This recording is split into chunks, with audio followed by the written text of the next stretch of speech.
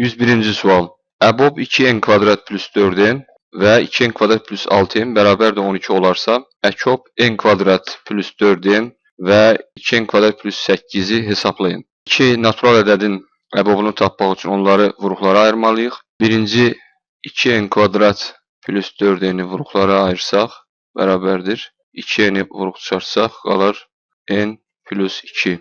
2n kvadrat plus 6n-i vuruqlara ayırsaq, yəni 2n-i ortaq vuruq çıxarsaq, alarıq n plus 3.